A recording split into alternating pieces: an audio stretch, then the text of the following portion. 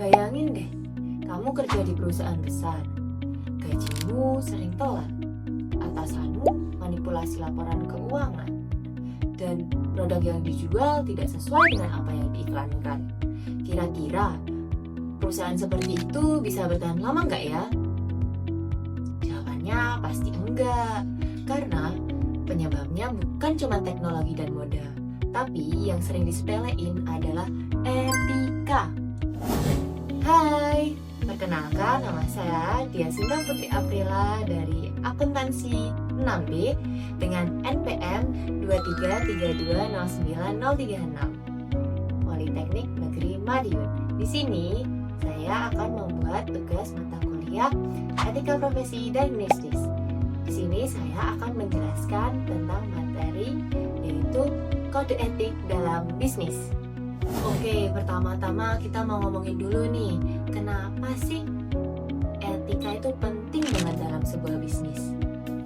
Jadi, di era globalisasi ini, etika itu bukan cuma pelengkap, tetapi etika adalah fondasi utama dalam sebuah organisasi agar organisasi itu terus berjalan dan dapat dipercaya oleh publik. Nah, yang sering jadi masalah di banyak perusahaan itu bukan karena aturannya kurang, justru aturannya udah banyak, tapi penegaknya yang lemah dan kurangnya transparansi. Makanya, semua departemen dari Departemen SDM, Departemen Pemasaran, Departemen Akuntansi, Departemen Keuangan, sampai Departemen IT, semuanya punya tanggung jawab yang sama dan moral yang sama, yaitu jujur dan akuntabel. Kita mulai nih dari departemen yang pertama, yaitu Departemen SDM atau Human Resource. Dulu nih, karyawan itu dianggap kayak mesin atau uang, sekedar faktor produksi yang bisa sangat mudah dieksploitasi. Tapi sekarang, pandangan itu udah mulai berubah total, yaitu karyawan sekarang diakui sebagai modal yang berharga yang tak ternilai harganya. Nah, peran SDM sendiri sekarang udah berevolusi menjadi 4 tahap. Dari yang cuma ngurusin administrasi, sampai sekarang jadi mitra strategis perusahaan. Dan tujuannya bukan cuma ngejar kuantitas, tapi kualitas, keseimbangan antara pengetahuan, keterampilan, dan sikap etis. Kalau aspek sikap ini diabaikan, pasti bisa berujung stres kerja, kecurangan, bahkan KKN atau korupsi, kolusi, dan nepotisme. Makanya sistem penilaian karyawan harus mengukur kejujuran juga, bukan cuma angka dan target doang.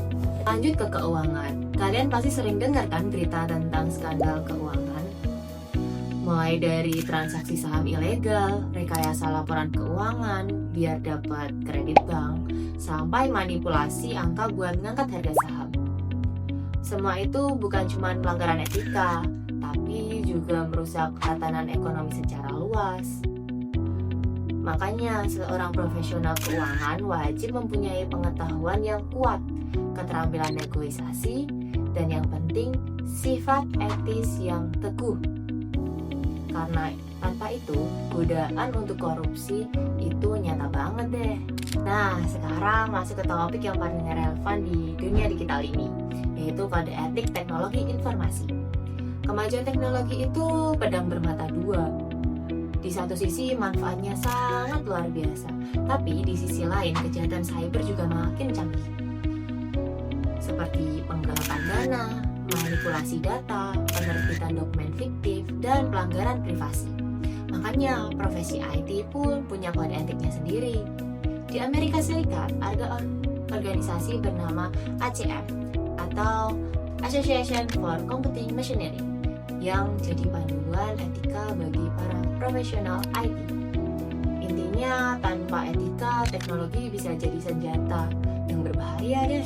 Oke, kita sekarang masuk ke bagian yang paling penting, yaitu 4 pilar yang jadi fondasi penegak etika di tempat kerja. Yang pertama, integritas. Ini bukan cuma soal jujur ya, tapi integritas itu lebih luas, mencakup kebutuhan karakter, konsistensi, dan kekokohan prinsip. Orang yang mempunyai integritas itu biasanya dipercaya di semua aspek kehidupannya. Dan yang kedua yaitu whistleblowing. Ini adalah tindakan melapor kalau ada kecurangan. Bisa ke atasan di perusahaan, itu internal, atau ke publik di luar perusahaan, itu namanya eksternal. Contoh nyatanya, kasus Enron di Amerika. Skandal besar itu terbongkar gara-gara keberanian seorang whistleblower bernama Sharon Watkins. Yang ketiga yaitu kompetensi. Profesional itu harus cakap, ilmunya kuat, praktiknya terampil, sikapnya etis. Kompetensi tanpa etika berbahaya. Etika tanpa kompetensi nggak cukup. Keempat, objektivitas dan independensi. Objektivitas artinya disampaikan fakta apa adanya. Independensi artinya nggak gampang dipengaruhi tekanan atau kepentingan di pihak lain. Dua hal ini yang menjaga profesional dari godaan korupsi. Nah, itu semua materi singkat yang bisa saya jelaskan tentang kode etik dalam bisnis. Jadi intinya, kode etik itu bukan dokumen yang cukup ditulis atau disimpan di laci. Tapi kode etik itu harus dihidupi setiap hari di setiap fungsi organisasi. Perusahaan yang sukses jangka panjang adalah perusahaan yang beneran membangun budaya integritas di dalamnya. Semoga video ini bermanfaat ya. Kalau ada